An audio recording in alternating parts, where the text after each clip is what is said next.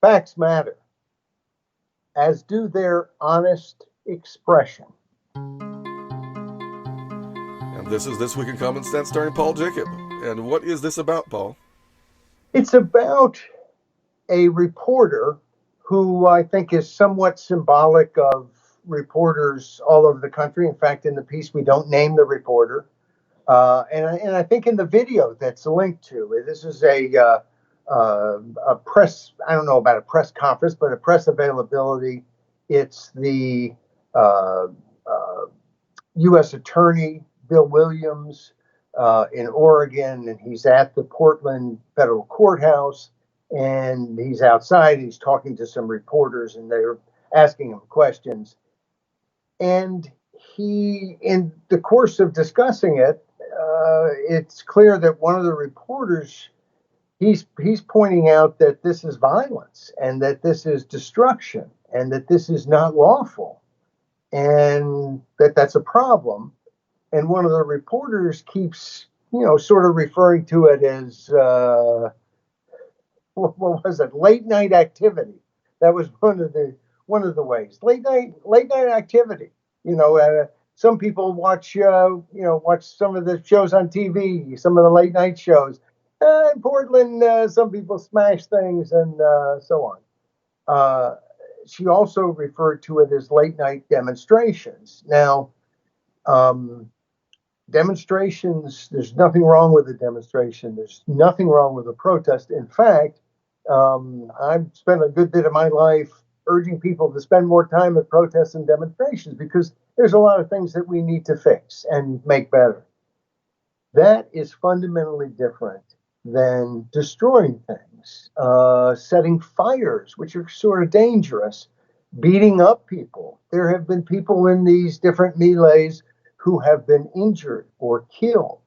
And so this is serious stuff. And for a reporter not to be able to somehow mouth the words is problematic. And yet, here's the rest of the story. He calls the reporter out on that and says, "Come on, this is mindless violence." And he says, "And anyone, this is a direct quote, who defends the violence is enabling this to continue." And the response is from the reporter. The response is, "I'm not a police officer. I don't get to distinguish that whether it's violent or not violent." And of course, that's ridiculous. That's absolutely ridiculous because this is just a simple fact. Either violence happened or it didn't happen. You don't have to have a policeman there to tell you. It's like someone reads a sentence in a book and says, "Oh, I don't know whether it was really a sentence or not because I don't have a PhD in English next to me to tell me it is." I mean, come on. And anyone can tell whether there's violence or not. And if the reporter can't tell that, I think they need to, at the very least, move the reporter to a different beat.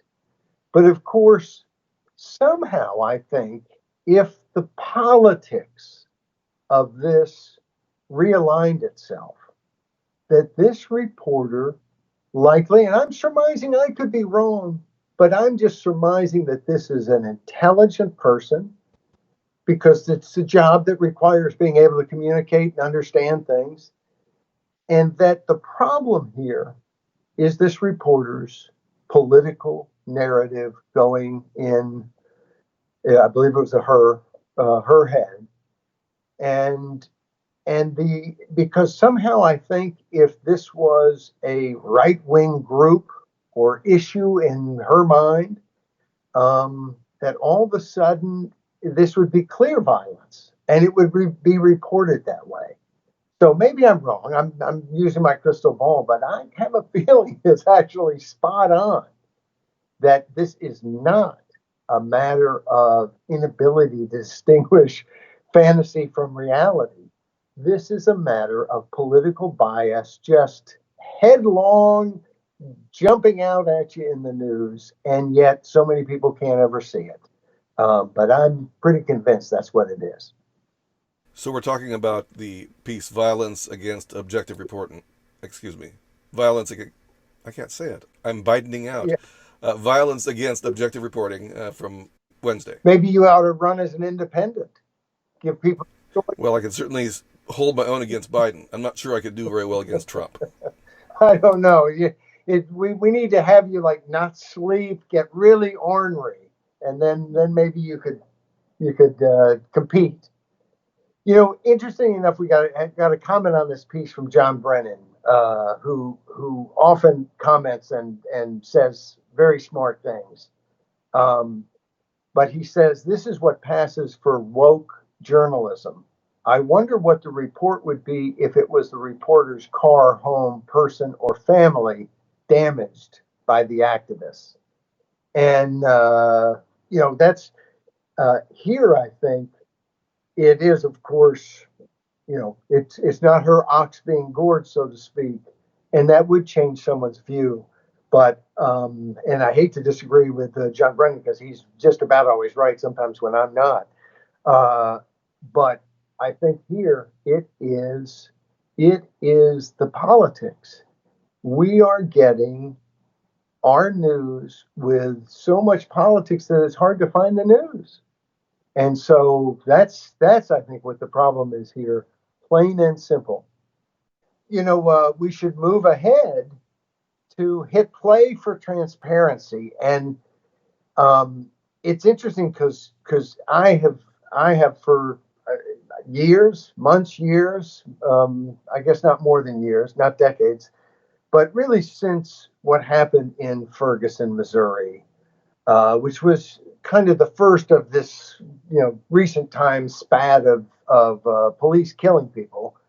Except that, of course, Ferguson, you'll always hear about police killed an unarmed black man, but the investigations, in full disclosure, the investigations found that Michael Brown was likely the aggressor in those in that altercation, and I say those in both of the reviews. One of which was by Eric Holder's Justice Department when Obama was in, and certainly the facts seem to bear that out. Most of these cases that I can think of, there's not any question about it. And I think in George Floyd's case, um, you see the 8 minutes of someone with their knee on the neck, uh, and so you kind of say, look, this is pretty clear. At the same time, it's really important to have all the facts, and to try to understand what happened before, what's going to happen, what happened afterwards, get some continuum to kind of think what were people thinking. If did the police know that this person had a prior record, that there was violence involved in that prior record? Were there different factors like that? And how was George Floyd acting before they had him on the ground and so on? How did he get to the ground? Anyway, the Daily Mail in Britain somehow got copies, and it's pretty obvious from the film how they got copies. Someone went into the courthouse where the judge in this case had allowed news media to come in and view the tapes. They were not allowed to record them. Well, someone clearly came in and had some sort of recording device and recorded. So that's how the Daily Mail got them. I'm glad that I got to see them, and I think it's important. And throughout all of these situations, one of the things that I've been pushing, and a lot of people have been pushing, is police cameras. We Liberty Initiative Fund, which is where I work during the day, and sometimes at night. Uh, we were involved in doing with Nick Kassoff and a number of people in Ferguson in helping them do a police camera initiative, and which passed in 2014, I think it was 2014, maybe it was 2015, but several years after that. And the importance of that, when we passed that initiative, the police in Ferguson were already wearing police cameras. So you might say, Paul, why'd you go to the trouble of passing a law to make them wear police cameras if they're already doing that? Well, here's why. Because during this time that they were wearing them, there were no requirements that they wear them. And there was an incident in which there was someone hurt and well, we didn't turn it on. Well, there needs to be rules that they turn it on, and there needs to be repercussions, including at a certain point you're fired if you don't turn it on. And it's the other thing is there was another time where they had footage, but they fought and would not release the footage. It doesn't do any good to take pictures if no one gets to see them. And the whole point there, because one of the things that I wrote about at Town Hall and at thisiscommonsense.org at the time, when Ferguson happened, was how quickly people rushed to take sides. That it was the police. No, it was Michael Brown is a terrible guy, and they had no real information. No real information. There wasn't a body camera. There was no visual audio of the altercation. You didn't know. And yet the whole country rushed to judgment, it seemed like, on one side or the other. And that's just stupid. Oftentimes it's because of partisan reasons. It doesn't really matter what the reason is. To just rush to decide I'm going to be on this side or that side without any clue as to what any of the facts are is stupid. And we're encouraged to do it on social media and by the mainstream media and by about every media I can think of, but it's still very counterproductive and ignorant to do it. And so we shouldn't do that. And in this case, there's stuff we still don't know. And we need to see everything we can. And I'm glad that we were able to see this footage. We need to, around the country, police cameras have spread to jurisdiction after jurisdiction. Virtually everywhere they have them now. But hardly anywhere do they have the right rules that would require them to wear it, to keep it on, and that would have rules for people's privacy, uh, and also rules for when an incident happens, we release the video. The public has a right to see this. There are ways to do these rules, and the courts can decide when somebody's privacy runs into the public's right to know. But the public has a basic right to know. And having police cameras everywhere, cop cams, lapel cameras, where we're getting all this footage, well, we're not getting it unless the police are required to release it. That's when we get it, when it's on TV, when anyone, not just a news organization, can go see it. And so we need that, and we need it both, I think, because we we have cases that are tough to decide, and we need all the evidence we can get.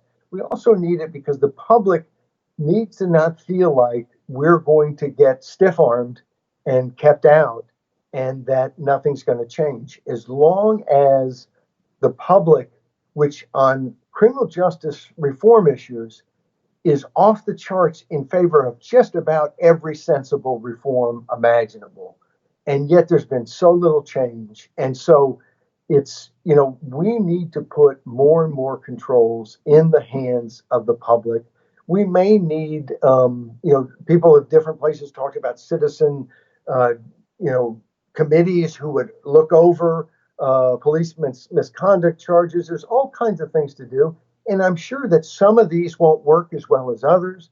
We need to implement them. And we've written in past weeks about the fact that with this kind of public support for criminal justice reform, how pitiful it is that so few things have been passed, and that just now major cities finally passing something on chokeholds and stuff that for a decade people have, most of the police forces around the country have realized these are not good to do. These are deadly. So, and I made this point. I had somebody who commented, why should anybody believe Tucker Carlson?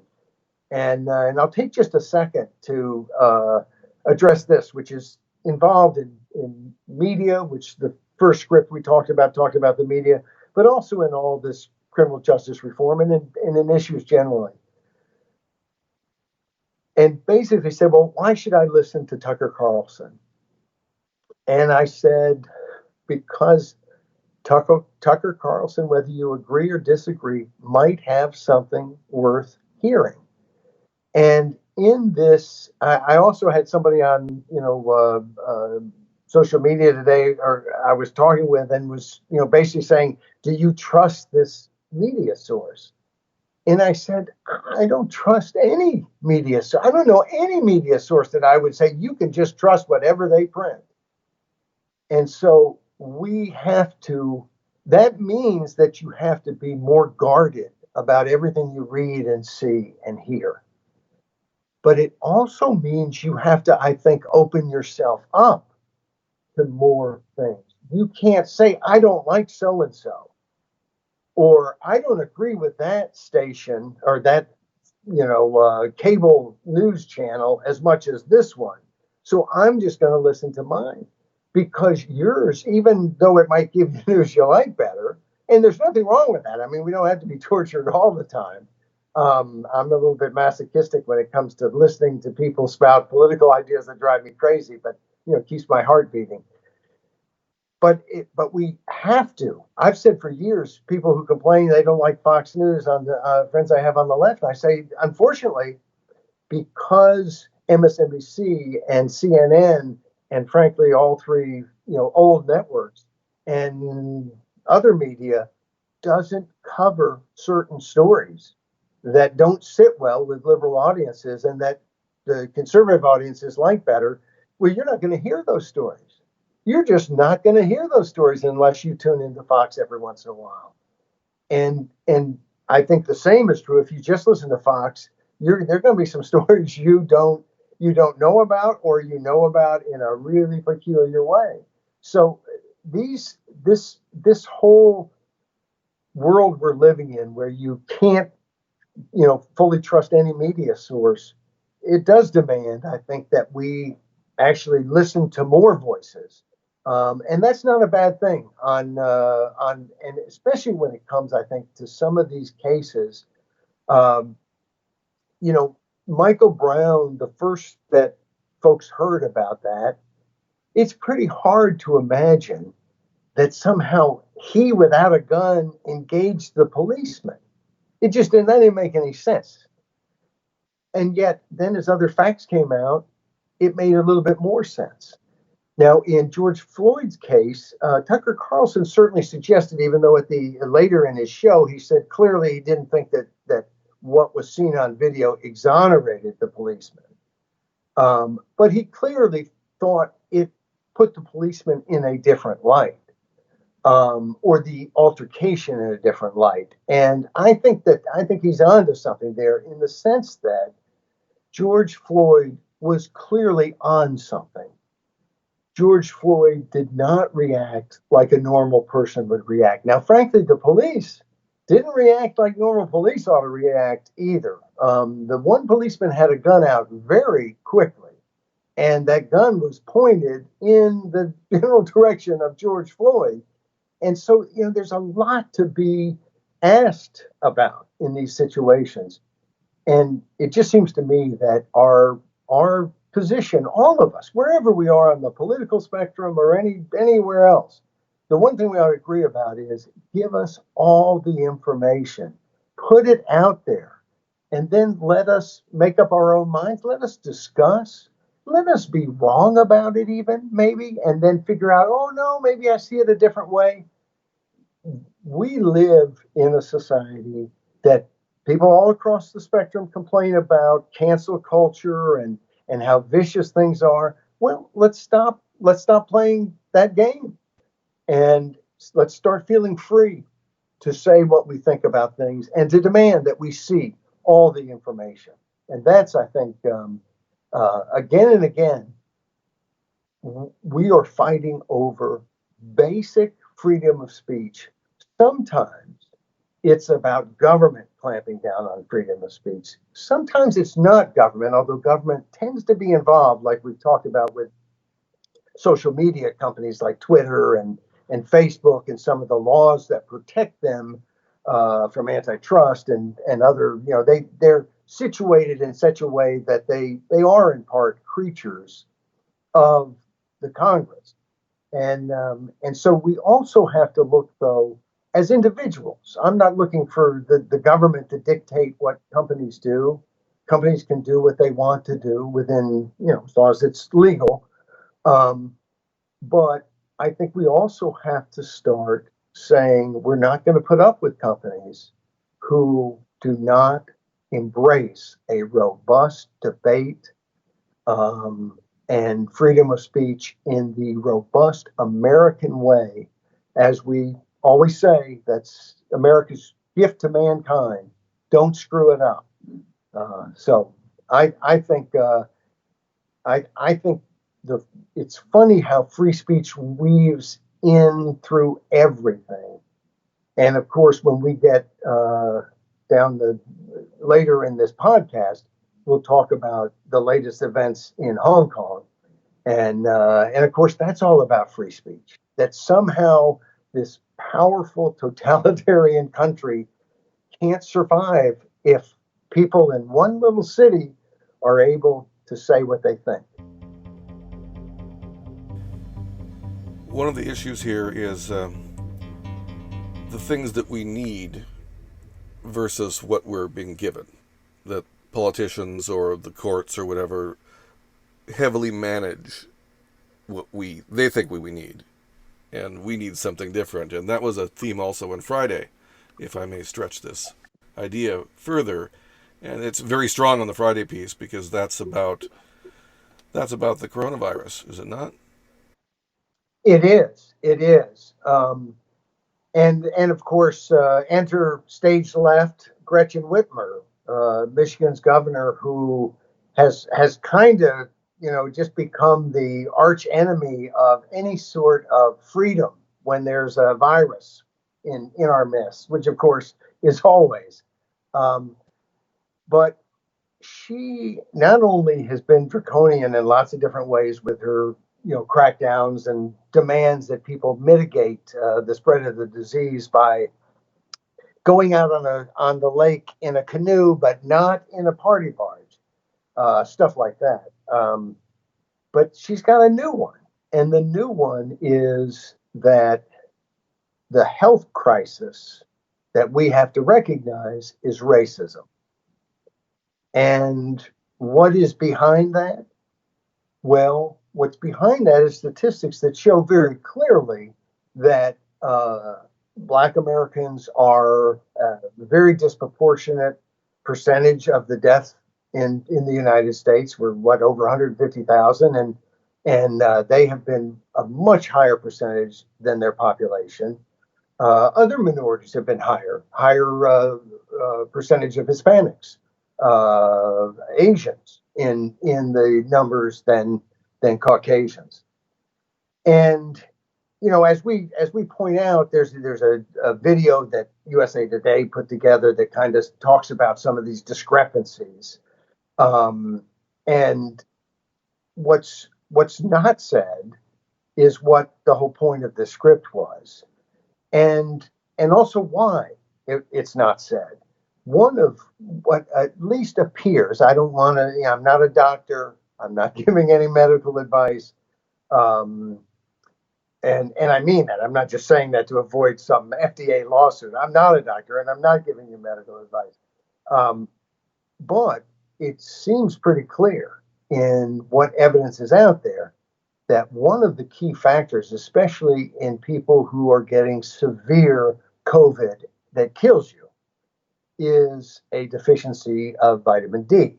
And of course, that might be, you might think, oh, yeah, what's that? That seems a little odd. Is this some crazy new, some lunatic doctor came up with this and got a camera and went on YouTube? And no, actually, what I found fascinating is that 20%, a little over 20% of what are considered white Americans have a vitamin D deficiency.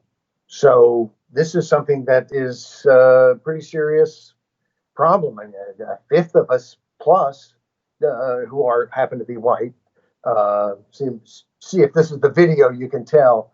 But so that's a pretty serious thing. But of course, Black Americans, it's 73% have a deficiency, and 42% of Hispanics have a vitamin D deficiency. And it turns out, and I didn't realize, I mean, I realize you get, vitamin D oftentimes from, I drink a lot of milk. Maybe that's hopefully I'm in not in the 20%, but you also get it from the sun.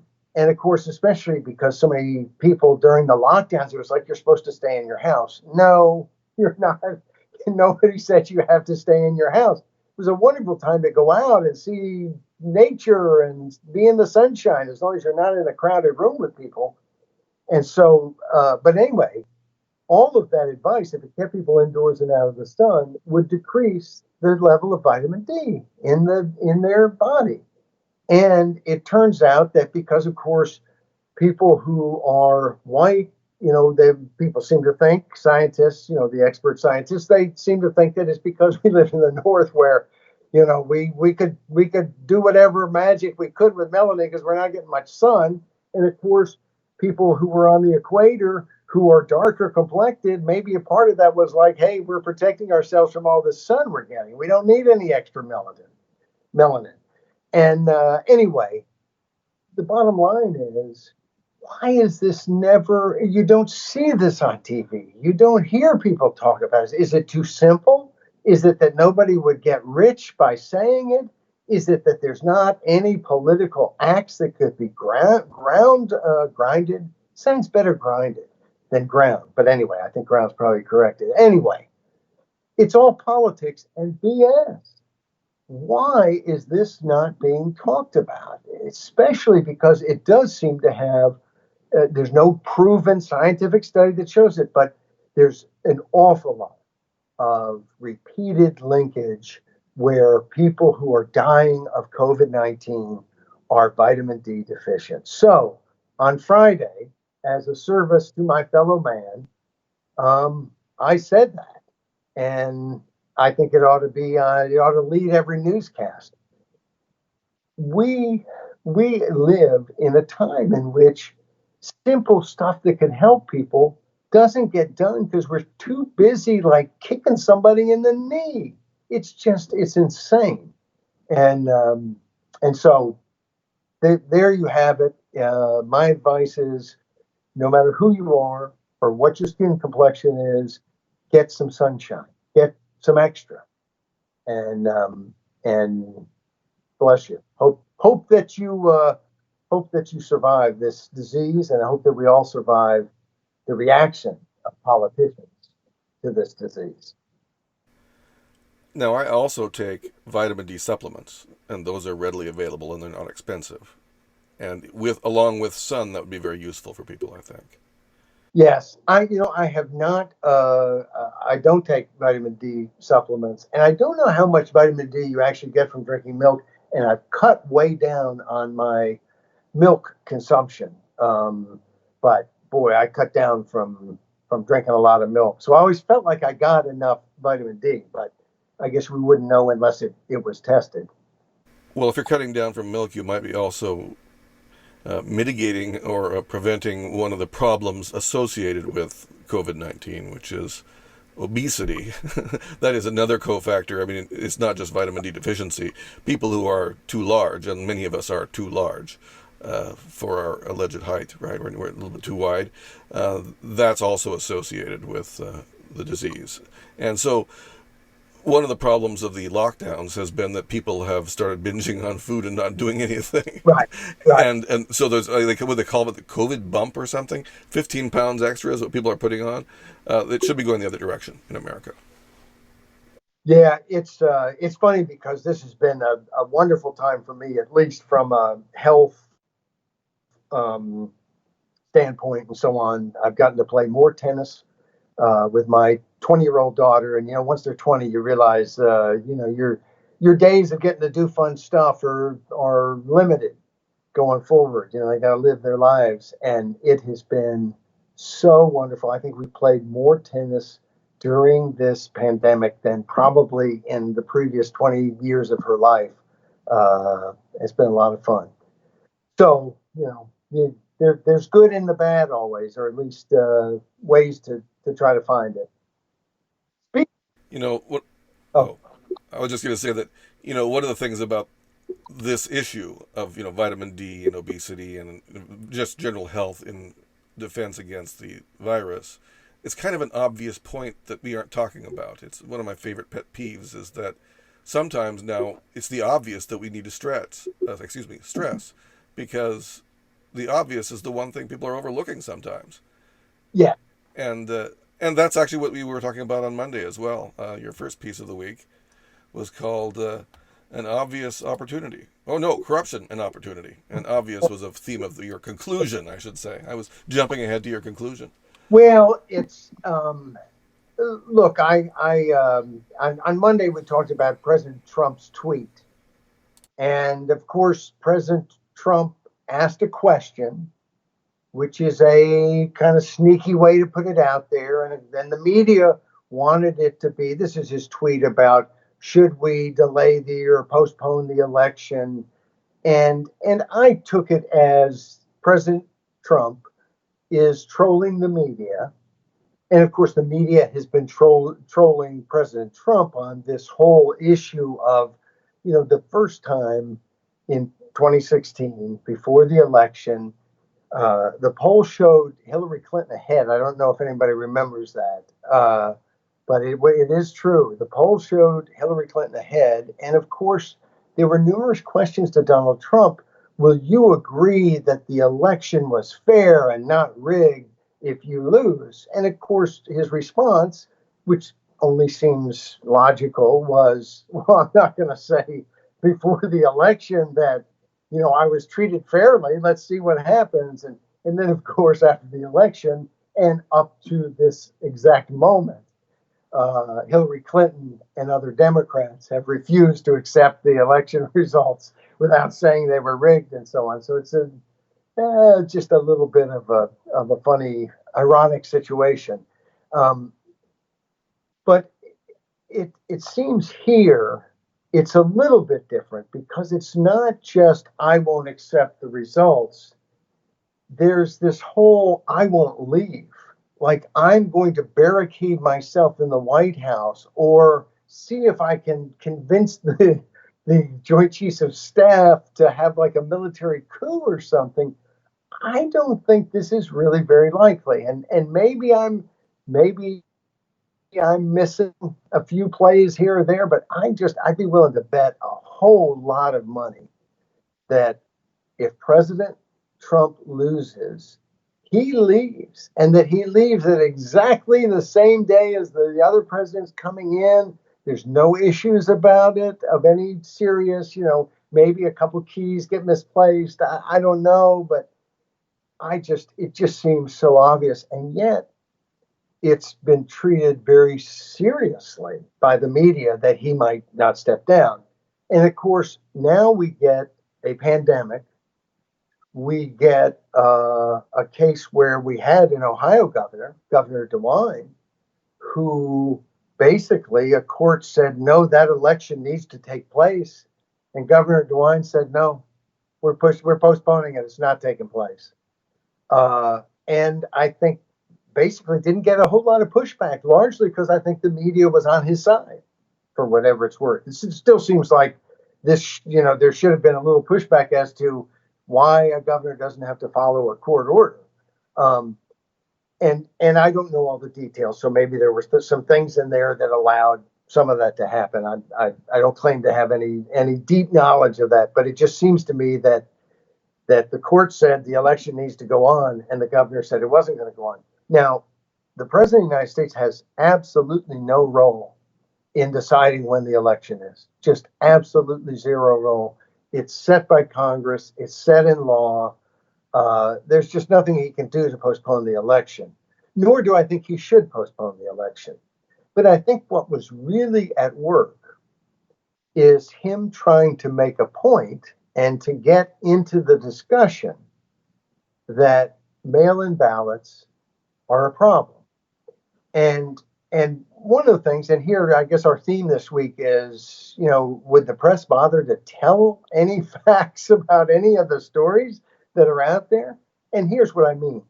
So many people don't really get the difference between mail-in voting and absentee mail-in voting or absentee voting. Both of them, you mail it in.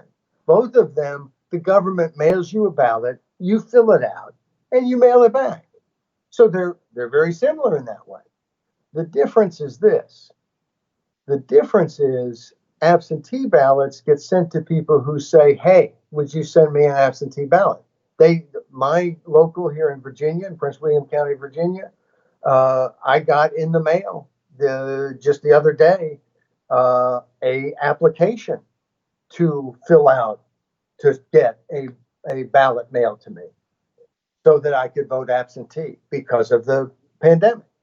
I like to go on election day, so I never vote absentee. It's kind of fun, I think, on election day. I don't have anything else to do except be nervous, so I'll go be nervous standing in line with everybody else. But because of the pandemic, I figured it probably makes sense to do it this way. I got that in the mail. My daughter got that in the mail. My wife did not get in the mail. Now, she had to take the step of going online and saying, "Hey, what's going on? Send me that." And why didn't they? She votes every time, just like I do. And, we're all voting just about every time, I think. So, that didn't quite make sense. But I have no problem with them sending out something to me or to everyone saying, "Would you like to vote this way?" And then the people who say, "Yes, I would," they get the ballot, they mail it back. And that it has to be mailed back without, having, somebody deliver it who's somebody else, or it's not signed, or it does have to be filled out correctly, I think, to count within certain parameters. Because you do have to worry about ballots that are out there in the public. They're being carried in the mail that maybe were, stuffed in a mailbox that I know I go by my mailbox. And sometimes I have not put it in the mailbox because there's so much mail coming out and decided to take the extra few minutes to park and walk into the post office and stick it in the mail slot there. Things can happen. The difference is that with a mail-in election, all mail-in ballots, they are mailing ballots to every voter, every possible voter. And of course, we know in these elections, you might get 60% of the vote. In a big election, you might get 70% of the registered voters to vote. I don't know if we've had one that's been that high, actually, but I'm no expert in that either. But it's that sort of number, which means, of course, that let's say it's 70. That's pretty good turnout. That's 30% of the voters' ballots who are sitting out there in mailboxes, or that maybe got pulled in and are sitting on the counter. They're not going to vote, but there's a ballot right there that's live that anybody could fill out. And it's not like you're given a DNA sample or something else in the thing, nor am I suggesting that by any means. But anybody could fill it out, and if they know your info or whatever, I don't know exactly what they'll ask, but there's the potential for fraud there. There's the potential for bad things to happen. And of course, in the bill that the Democrats put into the U.S. Congress, the U.S. House, it allowed for what's called harvesting, where people can go pick up your ballot and take it to the post office or take it to the county, election bureau or what have you. And there's been some problems with that. There have been some people who have picked them up and maybe picked up some that weren't really real ballots, or picked up somebody's ballots and then altered those ballots. So there's been some hanky-panky. And again, what we always hear on voter fraud is that it's rarely ever happens. It's always a poo-poo, shut up, Don't talk about it. Now, on the other hand, oftentimes people talk about voter fraud as if we just don't know whether ever any election was ever correctly decided or not. There have been elections where there's been some real problems with voter fraud. I remember an election years ago in Maryland where Ellen Sauerbrey lost in a very, very tight election. And there were some precincts in Baltimore City that had more votes for her opponent, Paris Clendenning, I believe, than were registered to vote in that precinct. Well, you don't have to know that either fraud or something really screwy happened if there are more votes than people who are eligible to vote. So and yet at the same time she was kind of poo-pooed as a sore loser. So there seems to be this shut up about any election problem. We're not going to talk about that. As if somehow the legitimacy of the whole system is kind of resting on our willingness to shut up and close our eyes, and that's not good. I think we ought to be looking at what is happening, and let's recognize there is the potential for fraud in these cases. Let's put some safeguards in, and let's also recognize that any safeguards we put in, if you can show real harm in terms of people being dissuaded from voting or blocked from voting in any way, you can't put that in. And the courts should stop that, even if the partisan legislators want to do it. But there's no support among the American people of any size anywhere that says that's okay. At the same time, I know that in Virginia, we've had elections where I've got to show my ID. And I don't think that that has created a situation in which the elections in Virginia have been fraudulent and terrible, and voter suppression has taken place. I do think that if you require voter ID to vote, you can't have a poll tax, and so you have to provide voter ID for free. Doesn't have to be a driver's license, but some sort of ID that would work for free. But I think that's fine if you do that. And it's not my bugaboo. I don't necessarily know that voter ID is the greatest thing ever, but I just recognize the way voter fraud allegations or actual clear events. There's the case here in New York where in the one election, literally 20% of the ballots didn't get counted. 20% of the people voted. The post office didn't get them where they needed to be. They didn't count. 1 out of 5 voters, no, we're just taking this with 4 out of 5 voters. That other fifth doesn't count. That's a real problem. And pretending it's not tells me it's a bigger problem than I even thought. Anytime you see a little problem that you're not allowed to talk about, that's really, please move along, let's not talk about that, it suggests to me that it's a bigger problem.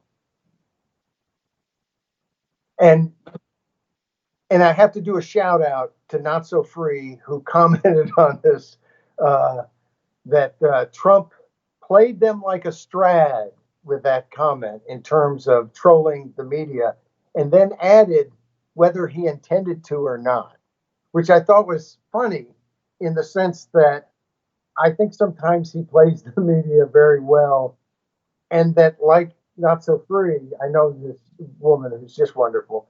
I kind of think sometimes he almost does it by accident too. So anyway. Well, when you're a virtuoso like he is, even your mistakes are great, right? I know there are so many people who are just, his head just exploded. He is, and I don't know if you've ever read any of the older articles when he was younger, and pretty clearly played his own PR man and would call up reporters pretending to be a PR flack for him and telling them wonderful things about him and so on. He's his level of narcissism fits right with everybody in Washington, I think.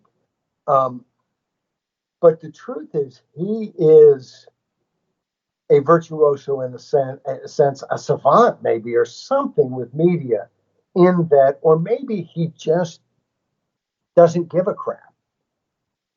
Something, because he's able to say things that nobody else is willing to say, no one else would dare say. And he then is able to stand behind them in many ways. And I've seen different things that he did that sometimes very much upset me, and I've wondered why would somebody do something like that. And then I've seen later that it turned out that it was a fairly positive thing in polling. Uh, Somewhat surprising. For instance, his comment about stopping Muslim immigration was at least a plurality winner if it didn't get an actual majority of the country. And I'm not just talking about majority of conservatives, I'm talking about a majority of the country. And I had, of course, a huge problem with that, because you cannot. I mean, that violates the First Amendment, and having a religious test at any level is just offensive. But again, he oftentimes is able to get into a fight with the media, regardless of whether I'm for him or against him on whatever particular issue it is. He gets into a fight with the media where they're pounding him, but then later I realized, wait a second, the polling, as they're pounding him, he's winning. So it is really interesting what he has done from a completely pragmatic. It'd be interesting if anybody could do a dispassionate look at how Trump has done media, from going down the escalator at Trump Tower to the end of whenever he leaves the White House.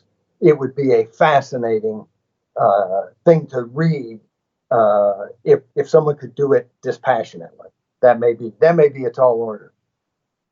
Let's end it on All Together Now.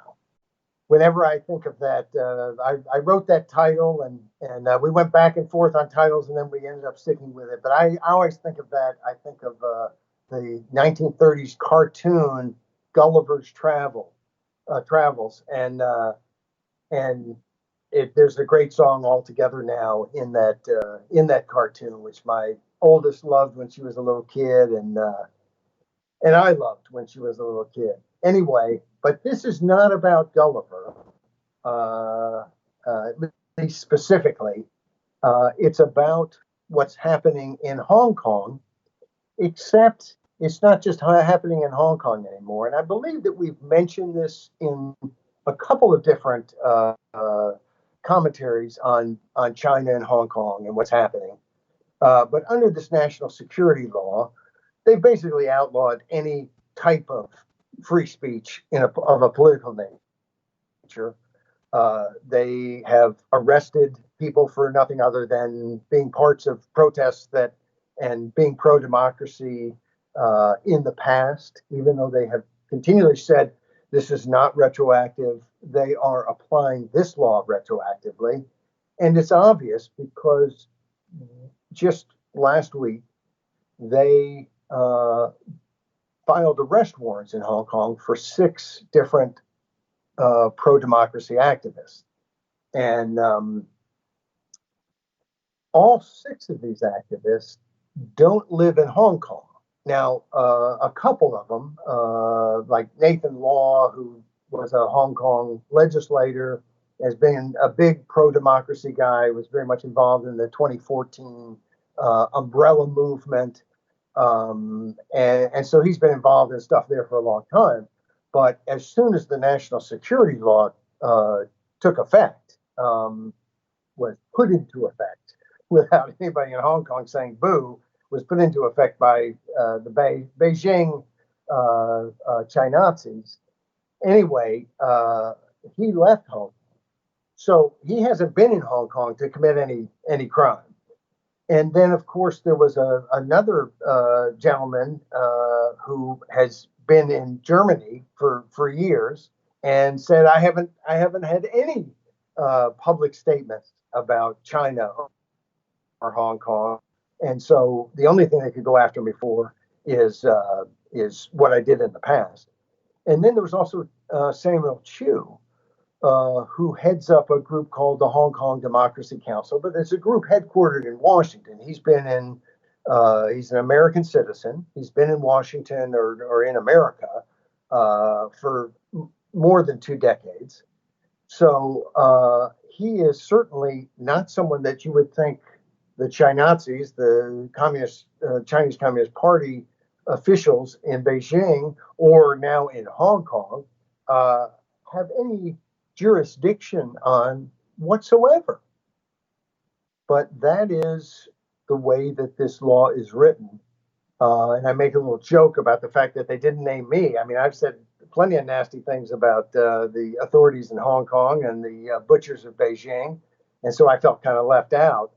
But I was trying to emphasize the fact that not that I've reached that status. I do have some sense of humor and maybe some sense of my own, stature, or lack thereof.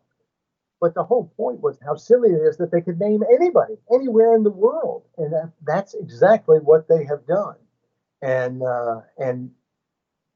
I look at this and the first we've written so much, considering that I write from the United States. I write for a audience of Americans, about 99.9%. We've talked a lot about Hong Kong and about China and about Taiwan and so on, because I think what's happening in China and what's happening in Hong Kong and could happen in Taiwan is hugely important for the world, for there, and for here. But the first piece I wrote was called I Am Hong Kong. And I thought it was kind of interesting that Samuel Chu basically commented that, here the CCP, the Chinazis from Beijing, have created a situation where we are all Hong Kongers now. And I know that the protesters there have so often reached out to the world because, they're smart people. They know they're up against the biggest 800-pound gorilla you could imagine. And they know that they have very little to work with. And I think that's one reason why I have such respect for them, because they're still fighting as best they can. But they do recognize that one of the things they have is the rest of the world. What we do, what we buy, what we say matters. What we think, hearts and minds, in any war. And I would argue, as I said to a friend this week, we're at war with China. And I'm talking about a non-shooting war. And let's keep it that way. But I do think that the best way to keep it a non-shooting war with China is to be at war with them. From a personal standpoint, I feel like I'm at war with China.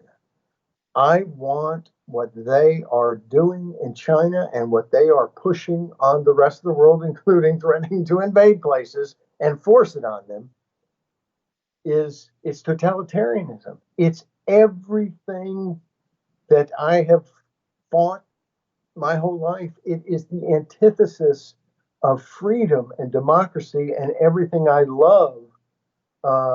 And so we are all Hong Kongers, and what's happening there can happen other places.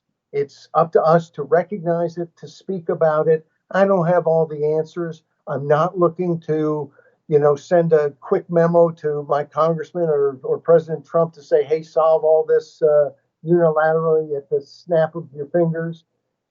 But I do believe you can see in just the last year or so, and I think largely brought on by what happened in Hong Kong and more importantly in Taiwan in 2014, but I don't have time to go into all that. We will at some point, maybe. But especially what happened with the protests that started last June, not this June, but June of 2019, that woke up, I think, people all over the world. You see Japan urging companies to move out of China. You see the United States doing things to try to change the way business is done and to take away some of the actual advantages that they've given Chinese companies, and the incentives to do business in China instead of the U.S. or somewhere else. Uh, we see it in being much more serious about Huawei and just whether China is going to do all the infrastructure and even TikTok. I have to admit that I'm a little bit skeptical about what's going on with TikTok. I do not want the president of the United States with the ability to just wake up any morning and decide what apps Americans get to use or don't get to use. I don't know if what I've read is accurate on possible security breaches and so on. But I have to say, um, I'm I'm more than willing to kind of hear the rest of that. And I think if there are serious security breaches, that again, my mindset is we have a serious, serious enemy. And I don't just mean the United States of America. I mean we, as human beings on this planet, have a very serious enemy in China. And so I'm much more open to doing something like blocking TikTok or requiring it to somehow control data it's getting in ways that we can be confident of. And I'd be even much more for people saying, no, we're just not using TikTok. Don't need to pass any law. Don't need to do anything. Washington, nobody in Washington even has to wake up and go to the Capitol. Uh, we, as American consumers, we're not using TikTok. And I think we have to continually bring our force in whatever small way, but huge way, if it's collective, to this issue and to other issues, to every issue, but especially this issue, which is all over the world and yet in many ways tough for us to get at. We can find ways. Thank you for tuning in to This Week of Common Sense, starring Paul Jacob. Paul writes commentary at thisiscommonsense.org 5 days a week. You can find him on Facebook at Common Sense with Paul Jacob. You can find this podcast hosted on SoundCloud and available via podcatchers such as Apple's, Google's, Pocket Cast, and Stitcher. See you next weekend.